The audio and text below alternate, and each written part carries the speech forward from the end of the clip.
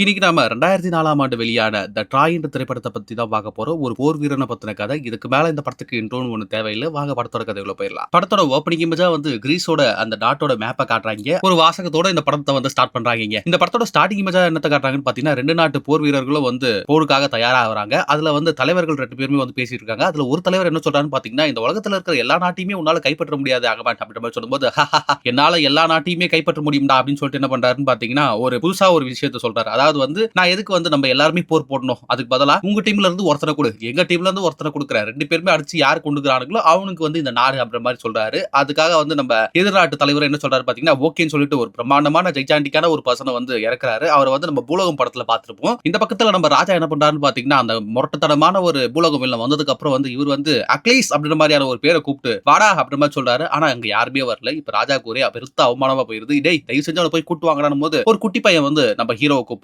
இவர் தான் நம்ம படத்தோட ஹீரோ. அவர் கொஞ்சம் உல்லாசமா இருக்கிறது போல் இருக்குது. இப்ப வந்து எங்க உங்களை வந்து ராஜா கூப்பிட்டாருங்க. என்னையா அவருக்கு வேலை அப்படின்னு சொல்லிட்டு அவர் ரொம்ப பொறுமையா ஆரவாரமே இல்லாம பொறுமையா வராரு. ராஜா பயங்கர கடுப்புல இருக்கிறாரு. இப்ப வந்ததுமே வந்து நம்ம ஹீரோ வந்து பேச்சு கீச்சு இல்ல வீச்சு தான் டக்குன்னு வந்து அவரை முடிச்சு விட்டு மாசா போறாரு. ஆனா நம்ம ராஜாவுக்கு அக்லீஸ வந்து பிடிக்கல. ஆனா எதிரி நாட்டு தலைவர் வந்து இவனோட வீரத்தை பார்த்து யார் யா நீ அப்படின்னு போது அக்லீஸ்ன்னு சொல்றாரு. சன் ஆஃப் அப்படின்ற மாதிரி ஒரு பேரை சொல்லி சொல்றாரு. அப்போ பா உன் பேரை வந்து நான் மறக்கவே மாட்டேன். வாழ்க்கையில வந்து மறக்க முடியாத ஒரு பேர் அப்படின்ற மாதிரி சொல்றாரு. அந்த அளவுக்கு நம்ம ஹீரோ வந்து ரொம்ப புகழ்பெற்ற ஒரு வீரரா இருக்கிறாரு. அதாவது யாருமே தோற்கடிக்க முடியாத ஒரு மிகச்சிறந்த வீரனா நம்ம அக்லீஸ் இருக்கிறாரு. இந்த சமயத்துல வந்து ட்ராய்ன்ற ஒரு நாட்டுல இருந்து 2 பேர் வராங்க. முக்கியமான பெரும்புள்ளிகள் போல் இருக்குது. அவங்க வந்து என்ன பண்றாங்கன்னு பாத்தீங்கன்னா, பீஸுக்காக வேண்டி இந்த நாட்டுல வந்து ஒரு சமாதான உடன்படிக்கை வந்து பண்ணிட்டு போறாங்க. இந்த சமயத்துல என்ன ஆகுதுன்னு பாத்தீங்கன்னா, வந்தவன்ல சின்னவன் இருக்கான் பாத்தீங்களா, அவன் வந்து வேலையை காட்டி விட்டுறான். அவன் வந்து அங்க இருக்கிற ராணியவே கரெக்ட் பண்ணிடுறான். இப்ப 2 பேருக்குமே ஒரு லவ்ஸ் ஓடிட்டு இருக்குது. இப்போ அண்ணங்காரனும் தம்பிக்காரனும் என்ன பண்றாங்கன்னு பாத்தீங்கன்னா, அந்த நாட்டை விட்டு கிளம்பிடுறாங்க. 2 பேருமே சேஃபா தான் கிளம்புறாங்க. எந்த ஒரு பிரச்சனையும் இல்ல. சுமூகமான ஒரு முடிவு அப்படின்ற மாதிரி கிளம்பி போயிட்டு இருக்கிற நேரத்துல பாதையில தம்பிக்காரன் ஒரு விஷயத்த சொல்றான். அண்ணன் இங்க பாருங்க அப்படின்னு சொல்லிட்டு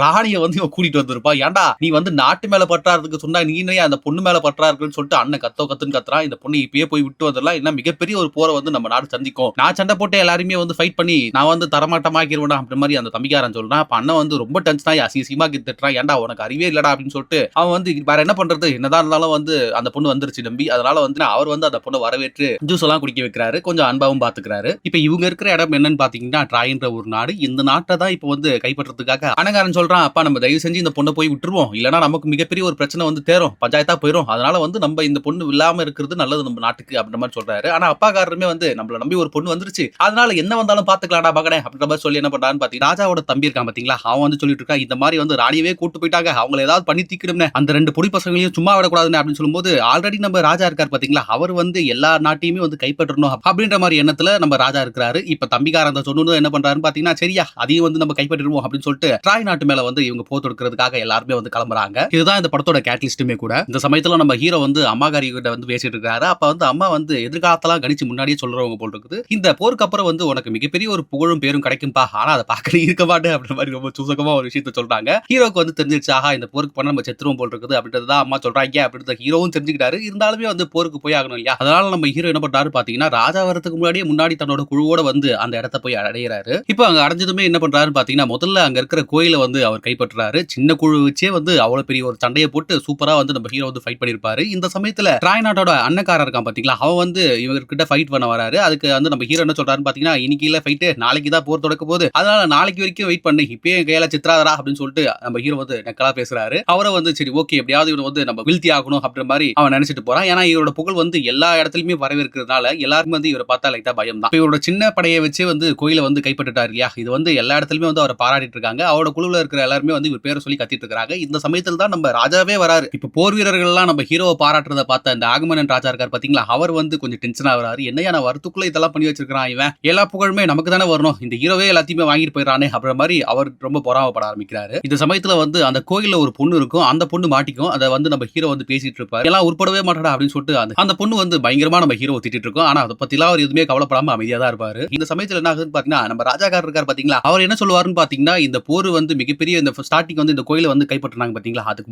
முழுக்க காரணம் அந்த ராஜா தான் அப்படின்ற மாதிரி அவர் வந்து பயங்கரமா பேசிட்டு இருக்காரு. இதை பார்த்து நம்ம ஹீரோக்கு வந்து டென்ஷன் ஆகுது. யோ கஷ்டப்பட்டு சண்டை போடுது நான் என்ன நீ வந்து புகழ தேடிக்கிற அப்படின்ற மாதிரி சொல்லிட்டு அவருக்கு அப்பயே வந்து டென்ஷன் ஆயிருது நம்ம ஹீரோவுக்கு. இந்த சமயத்துல வந்து ராஜா என்ன பண்றாருன்னு பாத்தீங்கன்னா, அந்த பொண்ணை வந்து அவர் அறைக்கு வந்து இந்த பொண்ணை கூட்டு போறதுக்காக வந்து ஒரு வேலையாட்கள்லாம் வருவாங்க. இப்ப நம்ம ஹீரோவே வந்து எதிர்த்து சண்டை போடுவாரு. எதுக்கே அவளை கூப்பிடுறீங்க அப்படின்னு சொல்லிட்டு அவர் வந்து எதிர்த்து தன்னோட வாளை எடுத்து நீட்டுறாரு. இந்த சமயத்துல வந்து இந்த பக்கம் இருக்கிறாங்க பாத்தீங்களா, அந்த ட்ராய் நாட்டினர் அவங்க என்ன பண்றாங்கன்னு பாத்தீங்கன்னா இந்த போர் வந்து எதுக்காக, ஒரு பொண்ணுக்காக தானே அப்படின்ற மாதிரி பேசிக்கிட்டு இருக்காங்க. அந்த பொண்ணை கூட்டிட்டு வந்த தம்பிக்காரனுமே வந்து என்னால இவ்வளவு பெரிய பிரச்சனை வேணாம், நம்ம வந்து இந்த போரை நிறுத்திடுவோம் அப்படின்ற மாதிரி சொல்லிட்டு இருக்கான். இதை கேட்ட அப்பாக்காரர் என்ன பண்றாருன்னு பாத்தீங்கன்னா அவரோட பெரிய வாள் இருக்கும் போல இருக்குது, அதை வந்து பரம்பரை வாளியா இந்த நீ வச்சுக்க அப்படின்னு சொல்லிட்டு தம்பிக்காரன் கிட்ட கொடுக்குறாரு. இந்த சமயத்துல தம்பிக்கார கூட்டிட்டு வந்தா பாத்தீங்களா பொண்ணு, அந்த பொண்ணு நடுராத்திரில யாருக்கும் தெரியாம ஓடி போகுது. இதை பார்த்து அண்ணங்காரன் வந்து ஏமா இந்த மாதிரிலாம் பண்ற அப்படின்னும் போது, இல்ல நான் என்னாலதான் இந்த மாதிரி நடக்குது, நான் போயிட்டேன்னா இந்த போர் நடக்காது அப்படின்ற மாதிரி சொன்னதும் அப்ப அண்ணங்காரன் சொல்றான், ஏமா உனக்காக ஒண்ணு அவனுங்க போர் பண்ண வரலமா, இந்த நாட்டு மேல ரொம்ப நாளா அந்த ராஜாவுக்கு கண்ணு, அதனால கண்டிப்பா நீ இல்லனாலும் வந்து இதுதான் நடக்கும் அப்படின்ற மாதிரி நம்ம அண்ணங்காரன் சொல்றான். இப்ப நம்ம ஹீரோ இருக்கார் பாத்தீங்களா, அவர்கிட்ட வந்து கசின் வந்து கூப்பிட்டு சொல்றான், வாடா அந்த போருக்கு போவோம் அப்படின்னும் போது, இல்லையா நான் வரல அப்படின்னு சொல்லிட்டு ஃப்ரெண்டுக்காரங்கிட்டயும் கசின் கிட்டயும் வந்து நம்ம ஹீரோ சொல்றாரு, எனக்கு வந்து ராஜா சுத்தமா பிடிக்கல, அவர் பண்றதா சரியில்லை அப்படின்ற மாதிரி சொல்லிட்டு அவர் அந்த போருக்கு போகாமே இருக்காரு. இப்ப போர் படையில இருக்கிற எல்லாருமே வந்து அந்த போர் நடக்கக்கூடிய இடத்துல போயிடுறாங்க. இப்ப வந்து எதிர்நாட்டான அந்த ட்ராய் நாட்டுக்காரங்களும் என்ன பண்றாங்கன்னு பாத்தீங்கன்னா அவங்களுமே வந்து இந்த போருக்காக ரெடியா இருக்காங்க. இப்ப இந்த சமயத்துல தம்பிக்காரன் என்ன சொல்றான்னு பாத்தீங்கன்னா, அவனுக்கும் அதாவது ராஜா தம்பிக்கும் எனக்கும் தான் பிரச்சனை, அதனால வந்து யார் வந்து வின் பண்றாங்களோ அவங்க வந்து என்னோட ராணியை வந்து கூட்டிட்டு போயிடலாம், அதாவது காதலியை கூட்டு வந்தா பாத்தீங்களா எல்லாம் நினைக்கிற அவ பேரு, அவளை கூட்டிட்டு போயிடலாம் அப்படி மாதிரி தம்பிக்காரன் சொன்னதும் இந்த ராஜாவோட தம்பி என்ன பண்றான்னு பாத்தீங்கன்னா, அண்ணே இதுதான் சரியான சான்ஸ், அவன ஒரு ஊமை குத்தா குத்து கொன்னிடுறேன், பொண்ணியை நம்ம தூக்கிட்டு போயிடலாம் அப்படின்னு சொல்லிட்டு தம்பிக்காரன் வந்து சொல்றான். இந்த நேரத்துல நம்ம ராஜாவை என்ன பண்றான்னு பாத்தீங்கன்னா இது சரின்னு சொல்லிட்டு என்ன பண்றாரு பாத்தீங்கன்னா, போய் சண்டை போடியா அப்படின்னு சொல்லிடுறாரு. ரெண்டு பேருமே பயங்கரமா சண்டை போடுறாங்க. ஆனா இந்த ட்ராய் நாட்டு தம்பி இருக்கான் பாத்தீங்களா, அவனால வந்து எதிர்த்து சண்டை போட முடியல, அடிலாம் வாங்குற ரொம்ப பலவீனமா ஆயிடும். இப்போ வந்து அண்ணங்காரன் இருக்கான் பாத்தீங்களா, அவன் கிட்ட வந்து காப்பாத்த சொல்லிட்டு இருக்கான். இந்த சமயத்துல வந்து என்ன ஆகுதுன்னு பாத்தீங்கன்னா அண்ணக்காரன் கோவப்பட்டு அந்த எதிர்நாட்டு ராஜாவோட தம்பி இருக்கான் பாத்தீங்களா, அவனை ஒரே போடா போட்டு சாவடிச்சிடறான். அவ்வளவுதான் போர் முன்றுச்சு. ஏன்டா என் முன்னாடியே தம்பியை கொண்டுட்டியடான்னு சொல்லிட்டு பயங்கரமான ஒரு போர் நடக்குது. என்னதான் ஃபைட் நடந்தாலும் இந்த ட்ராயோட ஆர்மி வந்து மிகப்பெரிய பலமா இருக்கிறதுனால அந்த கோட்டை கிட்டேயே வந்து இந்த குழு வந்து உடவே இல்லை. அதனால வந்து பயங்கரமான ஒரு தோல்வி வந்து முதல் முறையா இந்த குழு வந்து சந்திக்குது. இதனால வந்து ஆகமன் ராஜா வந்து ரொம்ப கவலைக்கிடமான ஒரு மனநிலையில இருக்கிறாரு. என்னடா என்ன பண்ணாலும் இந்த கோட்டைக்குள்ள வந்து நம்மளால போக முடியலையே அப்படின்னு சொல்லிட்டு ராஜா ஃபீல் பண்ணிட்டு இருக்காரு. இப்ப ஃப்ரெண்ட் வந்து என்ன சொல்றான்னு பாத்தீங்கன்னா, இதுக்கெல்லாம் காரணம் வந்து நம்ம வின் பண்ணணும்னா அதுக்கு முக்கியமான காரணம் வந்து இந்த பொண்ணை நீங்க கூட்டு வந்தீங்க பாத்தீங்களா, அந்த கோயிலுல இருந்து பொண்ணு, அந்த பொண்ணை கொடுத்துட்டு நம்ம ஹீரோ கிட்ட வந்து மன்னிப்பு கேட்டீங்கன்னா கண்டிப்பா வந்து அவன் வந்து போர்ல இருந்தாதான் இந்த போரை நம்ம வின் பண்ண முடியும் அப்படின்ற மாதிரி ஃப்ரெண்டுக்காரன் சொல்றான். இது நான் மன்னிப்பு கேட்கறதா அப்படின்ற மாதிரி சொல்றாரு. அதுக்கப்புறம் வந்து இல்ல நம்ம வின் பண்ணனா இதுக்கு ஒரே வழி இதுதான் அப்படின்னு சொல்லிட்டு அவர் சொல்றாரு. சரி ஓகேடா, அவங்க கிட்ட பேசுறது எனக்கு ஒரு பிரச்சனை இல்ல, ஆனா அந்த பொண்ணை வந்து நான் வந்து சோல்ஜர்ஸ்க்கு வந்து கொடுத்துட்டேன் அப்படி மாதிரி சொல்றாரு. இந்த நேரத்துல ஹீரோ என்ன பண்றாருன்னு பாத்தீங்கன்னா அந்த சோல்ஜர்ஸ் இருக்கிற இடத்துக்கே வந்துறாரு. அதாவது அந்த பொண்ணை காப்பாத்துறதுக்காக வந்துறாரு. இந்த இடத்துல வந்து ஒரு சோல்ஜரை வந்து கொல்லுவாருங்க. பயங்கரமா இருக்கும் இந்த சீன். இதுக்கப்புறம் கொண்டுட்டு என்ன பண்ணுவார் பாத்தீங்கன்னா ஹீரோயின் வந்து மயக்கத்துல இருப்பாங்க. அவர் வந்து கொஞ்சம் சேஃபா பாத்துட்டு இருப்பாரு அவங்கள. இப்போ அந்த பொண்ணு என்ன பண்ணுதுன்னு பாத்தீங்கன்னா நம்ம ஹீரோவை கொலை பண்றதுக்காக முயற்சி பண்ணுது. ஆனா ஹீரோ தடுத்துறாரு. அதுக்கப்புறம் ரொமான்ஸ் ஆகி ரெண்டு பேருமே லவ் பண்ண ஆரம்பிச்சிடறாங்க. என்னன்னு தெரியல, டக்குன்னு லவ் வந்துருச்சு. இதுதான் இந்த படத்தோட பி ஸ்டோரியும் கூட. இப்போ நம்ம ஹீரோ ஃப்ரெண்டுக்காரங்க என்ன சொல்றான்னு பாத்தீங்கன்னா, நம்ம நாட்டுக்கே போயிடலாம், இந்த போர்லாம் வேணாம் அப்படின்னு சொல்லிட்டு நான் நிம்மதியா இருக்கணும் அப்படின்ற மாதிரி நினைக்கிறேன் அப்படின்னு ஹீரோ அக்லிஸ் வந்து சொல்றாரு. ஆனா வந்து ஃப்ரெண்டுக்காரன் சொன்னாலுமே கூட கசின் வந்து ஏற்க மறுக்கிறான். நம்ம நாட்டுக்காக நம்ம போர் செஞ்சுதான் ஆகணும் அப்படின்ற மாதிரி அவன் சொல்றான். டேய் போடா அதெல்லாம் பண்ண முடியாது அப்படின்ற மாதிரி நம்ம ஹீரோ சொல்லிட்டாங்க கிளம்பிடுறாரு. இந்த சமயத்துல இந்த பக்கம் இந்த ட்ராய் நாட்டுக்காரங்க இருக்காங்க பாத்தீங்களா, வின் பண்ணவே முடியாத அந்த அக்லிஸ் டீம் இருக்குது பாத்தீங்களா, அதை வந்து இப்போ ஓரளவுக்கு நம்ம கட்டுப்படுத்திட்டோம் அப்படின்னு சொல்லிட்டு இந்த ட்ராய் நாட்டுக்காரங்க வந்து ரொம்ப சந்தோஷமா இருக்காங்க. அந்த சமயத்துல அண்ணக்காரன் என்ன சொல்றான்னு பாத்தீங்கன்னா, இந்த சந்தோஷம் பத்தாது, உண்மையிலே நம்ம அவங்களை வந்து வீழ்த்தணும்னா இன்னைக்கு நைட்டே வந்து போர் தொடக்கணும் அப்படின்னு சொல்லிட்டு அண்ணங்காரன் என்ன பண்றான்னு பாத்தீங்கன்னா இரவோட இரவா வந்து அவங்களை வந்து கொலை பண்றதுக்காக போறான். வீட்டுக்கு போய் அட்டாக் பண்ணிருக்காங்க. இப்போ இந்த ட்ராய் நாட்டு அண்ணங்காரனுக்கு வந்து முழுக்க முழுக்க நம்ம ஹீரோவை கொலை பண்ணணும் அப்படின்றது தான் அவனோட எண்ணமா இருக்குது. அதனால வந்து வெறிகுண்டு அவனை தேடிட்டு இருக்கான். ஓரளவுக்கு அவன் கவசம் போட்டுருக்கான் பாத்தீங்களா, அந்த கவசத்தை பார்த்ததுமே வந்து கொலையா கொண்டுறான், சாவடிச்சிடறான். ரொம்ப திருப்தியா இருக்கிறான். அப்பதான் தெரியுது அது வந்து ஹீரோ இல்ல, ஹீரோட கசின். அதாவது ஹீரோவுக்கு பதிலா கசின் வந்து ஹீரோட உடைய போட்டு வந்து சண்டைக்கு போட்டிருக்காரு. இதை பார்த்த இன்னும் பயந்து போயிடுறாங்க அந்த ட்ராய் நாட்டினர். ஆஹா இப்ப அவன் வந்தானா என்ன பண்ணுவான்னு தெரியலையே அப்படின்ற மாதிரி அவன் யோசிக்கிறான். இப்போ ட்ராய் நாட்டு அண்ணங்காரனுக்குமே தெரியுது இதுக்கப்புறம் ஹீரோ பயங்கர கோவத்துல இருப்பான். ஏன்னா கசினியை வந்து நம்ம சாவடிச்சிட்டோம் இல்லையா, கொஞ்சம் பயத்திலே தான் இந்த ட்ராய் நாட்டுக்காரங்க இருக்காங்க. இதுதான் இந்த படத்தோட மிட் பாயிண்டும் கூட. இப்போ ஹீரோட கசின் செத்து போயிட்டான். இந்த விஷயத்தை ஃப்ரெண்டுக்காரன் போயிட்டு நம்ம ஹீரோ கிட்ட சொல்றாரு. இதை கேட்ட ஹீரோ வந்து பதறி போயிடுறாரு. இது வரைக்கும் வந்து போர் வேணான்னு சொன்னவரு தான் சொந்தக்கார அதாவது கசின் பையனையே வந்து சாவடிச்சிட்டாங்க, இதுக்கு மேலலாம் நான் சும்மா இருக்க மாட்டேன்னு சொல்லிட்டு பயங்கர உக்கிரமாயிராரு நம்ம ஹீரோ. இந்த சமயத்துல சண்டையை போட்டு போனா பாத்தீங்களா எதிர்நாட்டு ட்ராய் நாட்டோட அண்ணங்காரன் அவன் என்ன பண்றான்னு பாத்தீங்கன்னா தன்னோட ஒய்ஃப் கிட்ட கூப்பிட்டு, ஏமா இங்க ஒரு சேஃப் வழி இருக்குது, நான் வருவனோ வரமாட்டேனோ, நாளைக்கு என்ன வேணா நடக்கலாம், நீ வந்து ஏதாவது ஒரு பிரச்சனைனா இந்த வழியா தப்பிச்சு நீ வந்து எப்படியாவது வெளியே போயிரு, நீ சேஃபா இரு அப்படின்ற மாதிரி சொல்றான். அடுத்த நாள் காலைல வந்து ஹீரோ கிட்ட சண்டை போடுறதுக்காக இந்த ட்ராய் நாட்டு அண்ணங்காரன் என்ன பண்றான்னு பாத்தீங்கன்னா தன்னோட ஃபேமிலி தன்னோட குடும்பத்துக்கிட்ட எல்லாம் வந்து லாஸ்டா ஒரு கிஸ்ஸை மட்டும் போட்டு,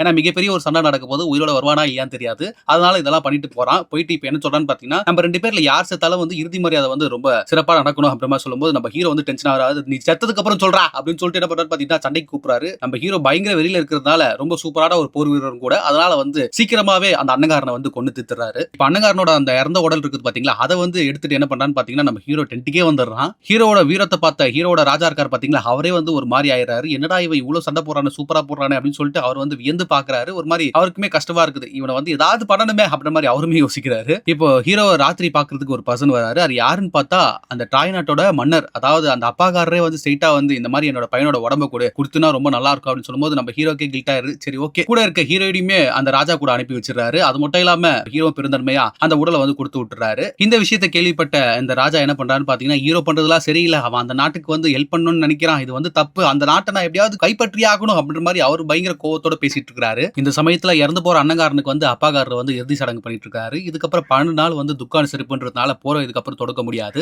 நான் மட்டும் இங்க இருக்கிற, நீ நம்ம குழுவெல்லாம் கூட்டிட்டு கிளம்பு அப்படின்ற மாதிரி நம்ம ஹீரோ சொன்னதுமே நம்ம ஃப்ரெண்டுக்காரனுக்கு வந்து ரொம்ப எமோஷனலா ஆயிருது. ஃபீல் பண்ணிட்டு அவனுமே அவர் சொன்ன மாதிரி கிளம்பிடுறான். இப்ப வந்து இந்த துக்கான சிரிப்பு நாட்கள்லாம் முடிச்சுட்டு இந்த அப்பாக்காரர் இருக்கார் பாத்தீங்களா ராஜா, அவர் வந்து இந்த கடற்கரையை வந்து முற்றுகையிட்டு பாக்குறாரு. அப்ப வந்து செத்து போட உடல்கள் மட்டும் இருக்குது, ஏன் இவங்க போயிட்டாங்க அப்படின்னு சொல்லிட்டு அவங்க எல்லாருமே பாத்துருக்காங்க. ஏதாவது நோய்வாய் தாக்கி இருக்கும், அதனால இதுக்கு மேல இங்க இருந்தா வந்து செத்து போயிருவா அப்படின்னு சொல்றதுக்காக அவங்க போயிட்டு இருக்காங்க அப்படின்ற மாதிரி அங்க பேசிட்டு இருக்காங்க. அந்த சமயத்துல வந்து ஒரு குதிரையை, அதாவது வந்து ஒரு மரக்காலான குதிரையை வந்து வச்சுட்டு போயிருக்காங்க. இது வந்து அவங்களுக்கு பரிசா கொடுத்துருக்காங்க போல் இருக்காங்க. அந்த குழுவுல இருக்கிற ஒருத்தர் வந்து இதை வந்து நம்மளோட அடையாள சின்னமா நம்ம வந்து ஊருக்குள்ள எடுத்துட்டு போய் வச்சுப்போம் அப்படின்ற மாதிரி சொன்னதும், இல்லங்க இதெல்லாம் வேண்டாம் அப்படின்னு சொல்லிட்டு தம்பிக்காரன் சொல்றான். ஆனாலுமே வந்து கேட்காம என்ன பண்றாரு பாத்தீங்கன்னா அப்பாக்காரரு, இல்ல இந்த குதிரையை வந்து நம்ம எடுத்துட்டு போய் வைப்போம், இது வந்து ஒரு ஷோகேஸ் மாதிரி வைக்கலாம், இது வந்து நம்மளோட புகழோட ஒரு அடையாளம் அப்படின்னு சொல்லிட்டு இந்த அப்பாக்காரர் சொல்றாரு.